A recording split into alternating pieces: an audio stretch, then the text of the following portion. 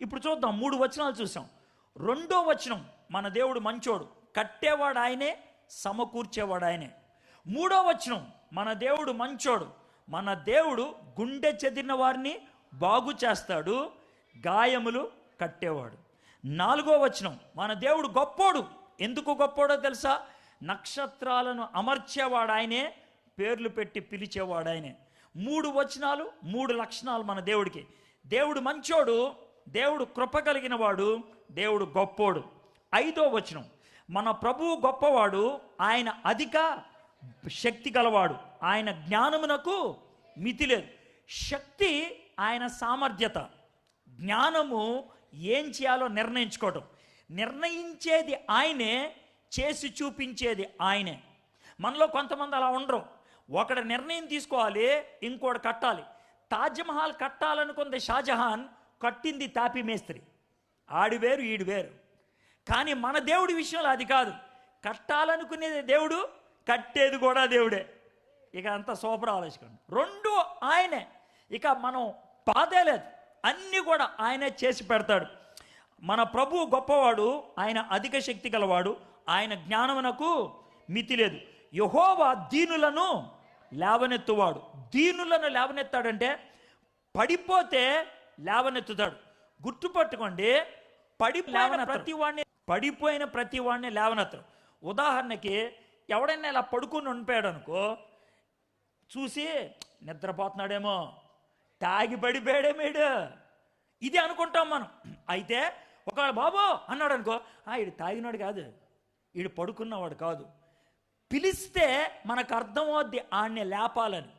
నీళ్ళల్లో ఎవడన్నా దూకేశాడు అనుకో, ఏమనుకుంటారు? ఈత కొడతానికి అనుకుంటారు. ఆడి పైకి రాకపోతే చచ్చాడరా అనుకుంటాం.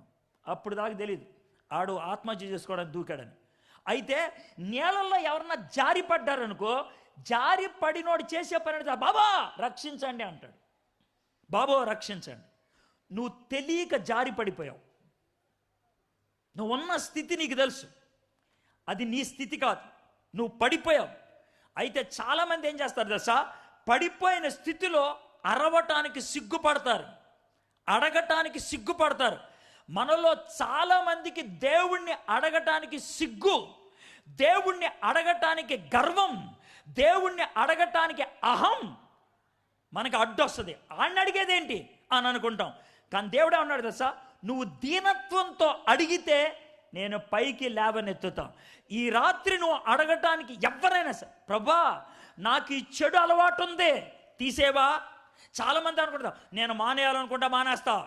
ఒకవేళ నిజంగా మానేయాలనుకుంటే మానేసేవాడివైతే దేవుడు ఎందుకు అవసరంలా?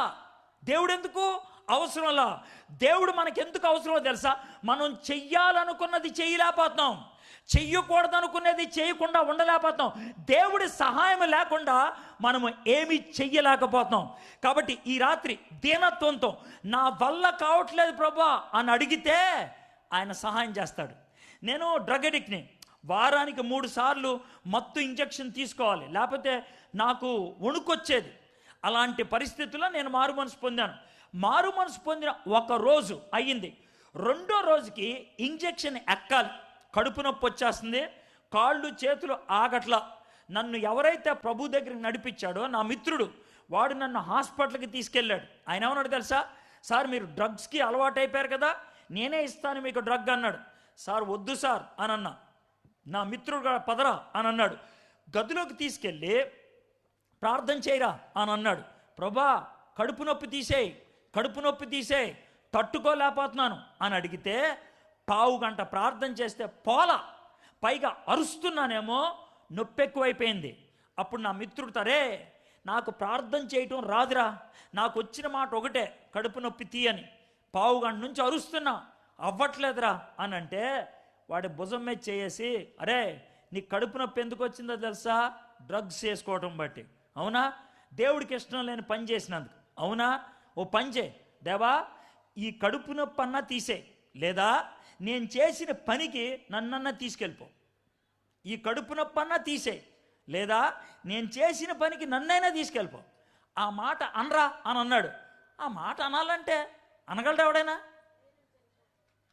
చంపే ప్రభాని అడగడం అనమాట. ఏమడుతాను? అరే ఏంట చెయ్యరా, నువ్వు బతకలేకపోతున్నావు కదా, నిన్న చచ్చిపోదాం అనుకున్నావా, ఆత్మహత్య చేసుకుందాం అనుకున్నా, చెయ్య, దేవుణ్ణి అడుగున్నాడు. ప్రభా కడుపు నొప్పి, నాకు కష్టం అవుతుంది ప్రభా, లేదంటే తీసుకో. ఆ మాట అనటానికి వణుకొచ్చింది, ఆ మాట అనటానికి భయమేసింది. కానీ బలవంతంగా ఒక్కసారి అన్నాక బడబడా నీళ్లు కారే కళ్ళల్లోంచి. ఒక్కసారి దుఃఖం వచ్చింది. ఎందుకు వచ్చిందో తెలుసా?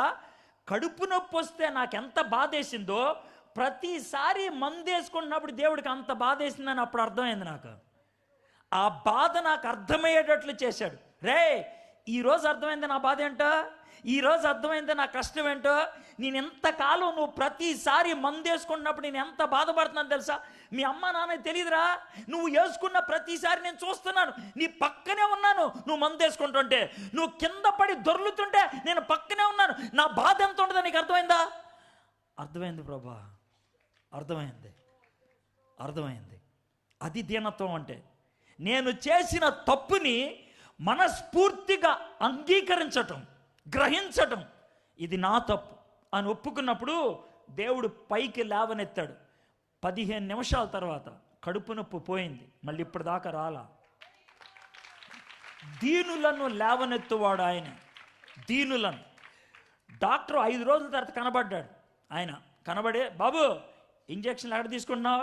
లేదు సార్, ఇంజక్షన్ తీసుకోకుండా నువ్వు బతుకున్నావు అంటే నేను నమ్మనురా అని అన్నాడు. అయ్యగారు ఒట్టు, నేను తీసుకోవట్లా. మరి ఎలా బతుకున్నావు? మీరు చెప్తే కోపం వస్తుంది సార్. చెప్పాను. ఏం లేదు సార్, ప్రార్థన చేశాను. ప్రార్థన చేశాను అంతే. దేవుడు నన్ను స్వస్థపరిచాడు, నా బంధకాల్లోంచి బయటికి తీసుకొచ్చాడు. ఇక్కడ కూర్చున్నటువంటి వాళ్ళు తాగుడికి బానిస, వ్యభిచారానికి బానిస, జోదానికి బానిస, సిగరెట్లకు బానిస, ఖైనీకి బానిస, టీవీ సీరియల్స్కి బానిస, ద్వంద్వ జీవితానికి బానిస, అబద్ధాలకు బానిస, బూతులకు బానిస, దేనికైనా బానిస అయితే ప్రభా నేను బానిసను, ఇరుక్కుపోయాను, బయటికి లాగు అని అడిగితే ఆయన బయటికి లాగుతాడు. దావీదు కుమారుడా, నేను గుడ్డోణ్ణి, నా కళ్ళు తెరవా అని అడిగితే యేసయ్య స్వస్థపరిచాడు. ఈ రాత్రి యేసయ్య నన్ను స్వస్థపరచు, నన్ను బయటికి లాగు అని అంటే ఆయన బయట తీసుకొస్తాడు. యెహోవా దీనులను లేవనెత్తువాడు. ఈ లైన్ చాలా బాగుంది కదా, బాగుందా లేదా చెప్పండి నాకు, బాగుందా లేదా? ఎంత బాగుందో. దేవుడు ఏం చేస్తాడంటే దీనులని, ఈ లైన్ చదివిందా, తర్వాత లైన్ చదవండి, అదే బాగుంటుంది, ఇంకా బాగుంటుంది. భక్తిహీనులను ఆయన, మళ్ళీ ఒకసారి చదవండి. భక్తిహీనత అంటే ఏంటి తెలుసా? దేవుణ్ణి అడగకపోవటమే భక్తిహీనత, దేవుని వైపు చూడకపోవటమే భక్తిహీనత, దేవుణ్ణి ఆశ్రయించకపోవటమే భక్తిహీనత. మీరు అనుకుంటున్నారు భక్తి అంటే చర్చికి వెళ్ళటం, మీరు అనుకుంటున్నారు భక్తి అంటే కానుకేయటం, మీరు అనుకుంటారు భక్తి అంటే నెత్తి మీద కొంగేసుకోవడం, మీరు అనుకుంటున్నారు భక్తి అంటే చెప్పులిప్పే స్టేజ్ మీద రావటం. అది చేసినా చేయపోయినా పర్లా, భక్తి అంటే దేవుడి వైపు చూడాలా. దేవుడి వైపు, దేవా అని చూస్తే పైకి లేపుతా, చూడకపోతే ఏం చేస్తాడంట? చూడకపోతే నేలనా ఏం చేస్తాడు అంటే ఏంటి తెలుసా? అది పరిస్థితి. దేవుడు పాదాల పెంటి ఇలా పిసికి నొక్కితే ఏమవుతాను? అది పరిస్థితి. ఎంత చక్కగా ఉంది రే. నేను చెప్తున్నా, నా దగ్గరికి వచ్చావనుకో నెత్తి మీద పెట్టుకుంటా, రాలేదనుకో తొక్కి పడేస్తా. ఈ 2 స్థానాలు. నెత్తి మీద ఉంటావా, కాళ్ళ కింద తొక్కేమంటావా? ఈ 2 ఏం చేయమంటావు చెప్పు, డిసైడ్ అయిపో. పక్క మనం మాట్లాడితే అటో ఇటో తేలిపోవాలి. నువ్వు వస్తే నెత్తి మీద ఎక్కించుకుంటాను నిన్ను, రాకపోతే తొక్కేస్తా. నేను స్పష్టంగా చెప్తున్నా, ఈ రాత్రి కొంతమంది ఇక్కడికి వచ్చి కూర్చొని వింటున్నారే, దేవుడు మిమ్మల్ని కావాలని తెచ్చాడు ఇక్కడికి. మీరు రాకూడదు అనుకున్నారు, అయినా వచ్చారు. బలవంతంగా వచ్చి కూర్చున్నారు. ఎందుకో తెలుసా? ఇదే లాస్ట్ ఛాన్స్. ఈరోజు వినలేదనుకో బాండ్ పేపర్ మీద రాసిస్తా, తిన్నగా వెళ్ళేది నరకానికే. బస్ తిన్నగా వెళ్ళేది అక్కడికే. నిన్ను ఇంకెవడ బాగు చేయడు. మా ఇంటి దగ్గర ఒక ఆవిడ ఉంది, ఆవిడ ప్రార్థన చేస్తా, అవ్వదో. మా ఇంటి దగ్గర పెద్ద పోటుగాడు, అవ్వదో. దేవుడిచ్చిన టైంలో నువ్వు వంచకపోతే ఆయన ఉంచుతాడు, నువ్వు వంచావా ఆయన పైకి లేపుతాడు, ఆయన వంచాడా భూమిలోకి నొక్కుతాడు. బస్ నువ్వేం చేయదలుచుకున్నావు చూడు. అది దేవుని యొక్క ప్రేమ, దేవుని యొక్క పవిత్రత. ప్రేమ చెప్తుంది దీనుడైతే పైకి లేపుతా, పవిత్రత చెప్తుంది భక్తి లేకపోతే నొక్కేస్తా. నీ పరిస్థితి ఏంటి? ఆ విధంగా దీనులను ఆయన పైకి లేవనెత్తాడు. 7వ వచనం 8వ వచనం ఆయన్ని స్తుతించారు. 9వ వచనం 10వ వచనం చూద్దాం. గుర్రమున బలములందు ఆయన సంతోషించడు, నరుల కాలి సత్తువయందు ఆయన ఆనందించడు. అయ్యేం పెద్ద పట్టింపు లేదు. గుర్రముల బలమునందంటే సామర్థ్యం, నరుల కాలి సత్తు అంటే సత్తా. సామర్థ్యం, సత్తా అది కాదు ఆయన గొప్పదనం. బాగా వాక్యం చెప్పడం అది కాదు ఆయనకి ఇష్టం. బాగా సేవ చేయటం అది కాదు ఆయనకి ఇష్టం. బాగా కానికేవటం అది కాదు ఆయనకి ఇష్టం. మరి ఆయనకి ఇష్టం ఏంటంట? తన యందు భయభక్తులు గలవారి యందు, తన కృప కొరకు కనిపెట్టు వారి యందు యెహోవా ఆనందించు వాడై ఉన్నాడు. నువ్వు భయభక్తులు కలిగి కృప కోసం కనిపెడుతూ ఉంటే అప్పుడు ఆనందిస్తాడంట. కృప కోసం కనిపెట్టడం అంటే ఏంటి తెలుసా? కృప కోసం కనిపెట్టడం అనే దాన్ని ఒక ఆయన బాగా వర్ణించాడు. మీ ఇంట్లో కుక్క పిల్ల ఉంటే కుక్క పిల్లకి 5 బిస్కెట్లు వేద్దాం అనుకున్నాం. 5 పట్టుకున్నాం, 5 బిస్కెట్లు. బిస్కెట్ ఇలా ఇసిరావు, ఇసరంగానే కుక్క పిల్ల ఏం చేస్తుంది? ఎగిరి పట్టుకుంటుంది, అమాంతంగా మింగేస్తుంది. అది ఎందుకో తెలుసా? టైం ఎక్కువైతే ఇంకో బిస్కెట్ ఏమొద్దు అని మింగేస్తుంది. మింగేసిన తర్వాత అది ఎటు చూస్తుంది తెలుసా? బిస్కెట్లు ఉన్న చెయ్యే చూస్తుంది. ఒకవేళ బిస్కెట్లు ఉన్న చెయ్యి ఎలా పెట్టామనుకో అది అలా చూస్తుంది. బిస్కెట్లు ఉన్న చెయ్యి పైకి పెట్టామనుకో పైకి ఎత్తుద్ది. బిస్కెట్లు ఉన్న చెయ్యి కింద పెట్టామనుకో కింద. దాని మూతి, దాని కళ్ళు బిస్కెట్లున్న చెయ్యికి అంగుళం అటు ఇటు కదలదు. అది కృప కోసం కనిపెడతాం అంటే. ఎందుకో తెలుసా? దానికి కావాల్సిన బిస్కెట్ ఎక్కడుందే? చేతిలో ఉంది. నీకు కావలసినటువంటి ఆశీర్వాదం ఎక్కడుందే? దేవుడి దగ్గర. కాబట్టి నువ్వు ఎడు చూడాలా? అది దేవుడి కోసం. కృప కొరకు కనిపెట్టడం అంటే మీకు బాగా అర్థమయ్యేటట్లు చెప్తాం. రోజంతా మొబైల్ వాడతారు కదా, మొబైల్ రోజంతా మొబైల్ వాడాలని చేయాలి? చెప్పండి చెప్పండి. అబ్బాయి ఎంత బాగా చెప్పారు. రోజంతా పని చేయాలంటే పొద్దున్నే ఏం చేయాలి? టిఫిన్ తినాలి. రోజంతా బండి నడపాలంటే బండిలో ఏం చేయాలి? ఎంత బాగా చెప్పారు. మొబైల్ పని చేయాలంటే ఛార్జింగ్ కావాలి, మనం పని చేయాలంటే సద్దన్నం కావాలి, బండి నడవాలంటే పెట్రోల్ కావాలి. మరి మన ఆత్మ రోజంతా బలంగా ఉండాలంటే ఏం కావాలి? వాక్యము, సన్నిధి కావాలి. ఎంత స్పష్టమో చూడండి. ఇంతకంటే ఎవడ వివరంగా చెప్తాడండి? పెట్రోల్ పోసుకోకుండా వెళ్ళి బండి అయిపోయిందంటే ఎవడన్నా ఏమన్నా అంటాడా? బుద్ధందా లేదరా, చూసుకోవద్దరా ముందు అని అంటారు. అర్జెంట్ పని మీద ఫోన్ పట్టుకెళ్ళి ఛార్జింగ్ అయిపోయిందంటే ఎవడేం చేస్తాడు రా? చేసుకొని రావాలని తెలీదా అంటారు లేదా? బోల్డ్ పనులు ఉన్నాయి, పొద్దున్నే ఏం తిని రాలేదు, కళ్ళు తిరుగుతున్నాయి అంటే కళ్ళు తిరుగుతున్నా ఒళ్ళు తిరుగుతుందా తిడతారండి. తిని రావాలా? పని ఉందంటే. రోజంతా పాపంలో పడిపోకుండా ఉండాలంటే పొద్దున్న కొద్దిసేపు దేవుడితో గడిపేయాలి. రోజంతా పని చేయాలంటే ఫోను ఛార్జింగ్ అవ్వాలా. రోజంతా మనం పని చేయాలంటే సద్దన్నం పడిపోవాలా. రోజంతా బండి నడవాలంటే పెట్రోల్ పోసేయాలా. రోజంతా పాపం చేయకుండా ఉండాలంటే పొద్దున్నే కొద్దిసేపు దేవుడితో గడిపేయాలి. యేసయ్య అంట మార్కు సువార్త 1వ అధ్యాయం 35వ వచనం, ఎంత తెల్లవారగానే అంటే చీకటిగా ఉన్నప్పుడే, ఎవరూ లేనటువంటి ఏకాంత పరిస్థితి, అరణ్యములోకి వెళ్ళి ఒంటరిగా దేవుడితో గడిపాడంట. ఒంటరిగా. అది ఛార్జింగ్ అనమాట. ఆ విధంగా గడపటమే కృప కొరకు కనిపెట్టడం. యెహోవా ఆనందించువాడే అన్నాడు. రోజు ఆయన దగ్గర ఎవరైనా ప్రార్థన చేస్తూ గడిపితే దేవుడికి ఏం కలుగుద్దా? వాళ్ళ మీద ఆనందం. దేవుడికి ఆనందం కలిగితే ఏమడిగినా ఇస్తాడా? కొన్నే ఇస్తాడా? ఏమడిగినా ఇస్తాడు. ఇంకేం కావాలా? మన జీవితంలో బలం, మన జీవితంలో శక్తి, మన జీవితంలో ఓటమి లేని తనం ఒకటే, ఆయన కృప కొరకు కనిపెట్టే జీవితం. చివరి 2 వచనాలు చూసి ముగించుకుందాం. 19వ వచనం, ఆయన తన వాక్యము యాకోబునకు తెలియజేసెను, తన కట్టడలను తన న్యాయ విధులను ఇశ్రాయేలునకు తెలియజేసెను. ఏ జనమునకు ఆయన ఇలాగూ చేసి ఉండలేదు. ఆయన న్యాయ విధులు వారికి తెలియకే ఉన్నవి. యెహోవాను స్తుతించుడి. ఏ జనమునకు ఇలాగూ ఆయన తెలియపరచలేదు. ఏ జనమునకు. ఎందుకు ఆ మాట చెప్తున్నారు? అప్పట్లో ప్రపంచంలో 3 కోట్ల మంది ఉండేవాళ్ళు. 3 కోట్ల మంది. వాళ్ళల్లో 1,00,000 మందికే దేవుడు తన ప్రత్యేకమైన దర్శనాన్ని ఇచ్చాడు. అందుకే వాళ్ళు ప్రత్యేకమైన వాళ్ళు. మీరు కూడా అలాంటి వాళ్ళే తెలుసా? ఎందుకో చెప్పమంటారా? భారతదేశంలో 130 కోట్ల మంది ఉన్నారు. 130. అందుట్లో యేసయ్య గురించి విన్నవాళ్ళు 10 కోట్లు. అంటే 13 మందిలో ఒకళ్ళు 13 మందిలో ఒకళ్ళు యేసయ్య గురించి విన్నారు. అది వాళ్ళ యొక్క పరిస్థితి. అయితే 10 కోట్ల మందిలో యేసు ప్రభుని సొంత రక్షకుడిగా అంగీకరించిన వాళ్ళు 1 కోటి మంది. 1 కోటి మంది అంటే 130కి ఒకళ్ళు. 130 మంది ఉంటే అందుట్లో ఒక్కళ్ళే యేసు ప్రభుని అంగీకరించిన వాళ్ళు, కొద్దో గొప్ప. ఈ 1 కోటి మందిలో దేవుని వాక్యాన్ని బాగా విన్నవాళ్ళు 10 లక్షల మందే. 10 లక్షల మంది అంటే 1300 మందికి ఒకళ్ళు. మీరు అది 1300 మందిలో మీరు ఒకళ్ళు. భారతదేశంలో 1300 మంది ఉంటే మీరొక్కళ్ళే ప్రత్యేకం.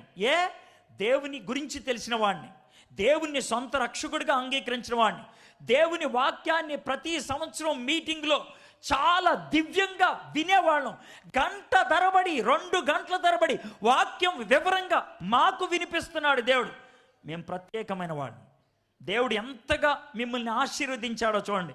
ఇంతగా ఆశీర్వదించి ఇంత ప్రేమను చూపించినప్పుడు ఆయన మాటకు విధేయత చూపించకపోతే దేవుడు కోపం వస్తుందా రాదా? బాగా వస్తుంది. ఈ రాత్రి దేవుడికి కోపం వచ్చేటట్లు చేస్తారా? దేవుడికి ఆనందం కలిగేటట్లు చేస్తారా? ఆలోచించండి. దేవుడికి ఆనందం కలగాలంటే ఒకటే, ఆయన ఎదురు చూస్తున్నాడు. ఎదురు చూసే ఆయన దగ్గరికి మనం వెళ్ళాలి. బాధ ఎప్పుడు కలుగుద్దో తెలుసా? ఆయన ఎదురు చూస్తున్నప్పుడు మన దగ్గరికి రాకపోతే. ఒక చిన్న సన్నివేశం చెప్పి నేను ముగిస్తాను. ఇంగ్లాండ్ దేశంలో లండన్ పట్టణంలో ఇది జరిగింది అని అంటారు. నేను పుస్తకంలో చదివా. ఒక తండ్రి, తల్లి చచ్చిపోయింది, తండ్రి ఉన్నాడంతే. ఆ బాబుకి 14 ఏళ్ళు. తండ్రి అన్ని చూసుకుంటూ పెంచుతున్నాడు. అయితే ఒకరోజు తండ్రికి కొడుక్కి ఏదో చిన్న వాదన జరిగింది. వాదన చదివితే తండ్రి పని నుంచి ఇంటికి వచ్చేటప్పటికి కాగితం పెట్టేసి ఇంట్లోంచి వెళ్ళిపోయాడు. నానా, నువ్వు నన్ను తిట్టావు, నేను ఇంటికి రాను, వెళ్ళిపోతున్నా అని వెళ్ళిపోయాడు. సాయంత్రం అయిన తర్వాత వస్తాడులే అని ఒక రోజు ఆగాడు, రాలా. 2వ రోజు పాపం బాగా ఎదురు చూశాడు, ప్రార్థన చేశాడు, రాలా. 3వ రోజు 14 ఏళ్ళోడు, డబ్బులు లేవు, తిండి దొరకదు, ఇటు చచ్చిపోతాడు, ఎలాగా? బాగా ఏడుస్తున్నాడు. ఏడుస్తూ ఒక పని చేశాడు. ఫోన్ ఎత్తి న్యూస్ పేపర్ వాడికి ఫోన్ చేద్దాం అనుకున్నాడు. అయ్యా, మా అబ్బాయి తప్పిపోయాడు, ఆడి ఫోటో ఇది, ఆడి పేరు ఇది, కింద ఈ మ్యాటర్ రాయండి. ఏమనంటే, అయ్యా నన్ను క్షమించు, ఇంటికి వచ్చాయా, అది రాద్దాం అనుకున్నాడు. రాద్దాం అనుకొని మళ్ళీ ఆలోచించాడు. వీడు 14 ఏళ్ళు కుర్రోడు, వీడితో పాటు వీళ్ళ ఫ్రెండ్స్ కూడా చూస్తే పాపం బాధపడతాడు వీడు అని ఏం చేయాలో అర్థం కాక ఫోటో పెట్టేయడం మానేశాడు. పేరు కూడా రాయలేదు. ఏమని రాశాడంటే, బాబు ఇంట్లోంచి వెళ్ళిపోయావు నువ్వు, ఇంట్లోంచి వెళ్ళినప్పటి నుంచి నాకు బాధగా ఉంది, తప్పు నాదే అమ్మా, కొంచెం గట్టిగా గసిరాను, క్షమించయ్యా, ఇంటికి వచ్చే రాత్రికి, ఇంటికి రావడానికి నీకు ఇబ్బంది అయితే ఓ పని చేయి, రాత్రి 11 గంటలకే గడియార స్తంభం దగ్గర నేను ఉంచుంటాను, నువ్వు రా, అక్కడికి రా, ఇంటికి రావద్దు, అక్కడ రా, నన్ను చూసి నువ్వు నన్ను ఇష్టపడితే నిన్ను కౌగిలించుకొని ఇంటికి తీసుకెళ్తా, ఒక్క మాట నేను నన్నరా అని అన్నాడంట అని న్యూస్ పేపర్లో ముద్రించాడు. పేరు లేదు, ఏం లేదు. అది అయితే కొడుక్కి గడియారం లేదు, వీడు 11 అంటే టైం తెలుసుద్దో లేదో అని 11:15 గంటలకే గడియార స్తంభం దగ్గరికి వెళ్ళి నుంచున్నాడంట. నుంచుంటే 15 మంది కుర్రోళ్ళు ఉన్నారు. వాళ్ళు ఎందుకు నుంచున్నారు లేదు, ఈయన నుంచున్నాడు. 11 గంటల దాకా చూశాడు, 11:05 దాకా చూశాడు, కొడుకు రాలేదు. బాగా దిగులు పెట్టుకున్నాడు. అయ్యో, కొడుకు న్యూస్ పేపర్ చూడలేదా, కొడుక్కి వార్త అందలేదా, కొడుక్కి రావడానికి ఇష్టం లేదా అని దిగులుగా ఉండి ఊరిని వెనక్కి తిరిగి కుర్రోళ్ళని అడిగాడంట, అరే ఎందుకు వచ్చారా, ఇక్కడ ఉన్నారా అంటే, మా నాన్న న్యూస్ పేపర్లో ఇంటికి రమ్మన్నాడు సార్, రాకపోతే గడియార స్తంభం దగ్గర రమ్మన్నాడు, అందుకే వచ్చామన్నారంట. 15 మంది గడియార స్తంభం దగ్గరికి వచ్చారు. తండ్రి ఉన్నాడా? లేడు. తండ్రి ఒక్కడి కోసం వచ్చాడు. ఆడొచ్చాడా? రాలేదు. ఈ రాత్రి యేసయ్య నీ కోసం వచ్చాడు, నువ్వు ఉంటావా? ఎందుకని అడుగుతున్నాను తెలుసా? రేపు నువ్వు వచ్చినప్పుడు యేసయ్య ఉండడేమో. రేపు నువ్వు వచ్చినప్పుడు యేసయ్య ఉండడేమో. ఈరోజు యేసయ్య వచ్చాడు, నువ్వు వస్తావా? వస్తే గుండె చెదిరిన వారిని బాగు చేస్తాడు, వారి గాయములు కడతాడు ఆయన. ఎంత గొప్పది! ప్రభా, నాకు బాధ ఉంది, నాకు ఉంది, నేను చేసిన తప్పులే నా మీద అపరాధ భావాన్ని పెట్టింది, నేను చెయ్యకూడని దరిద్రమైన పనులన్నీ చేశా, నన్ను నేనే బాధ పెట్టుకున్నా అని ప్రార్థన చేస్తే దీనులను ఆయన పైకి లేవనెత్తుతాడు. ఈ రాత్రి నువ్వు ప్రార్థన చేయకపోతే, ఈ రాత్రి ఆయన వైపు చూడకపోతే, ఆయన బహుశా ఈ మాట అంటాడేమో, నిన్ను నేలను తొక్కుతానని. ఆ మాట అనిపించుకోవటం మంచిది కాదు. ఈ రాత్రి దీన స్వభావంతో ప్రార్థన చేయడానికి మీకు ఇష్టమేనా?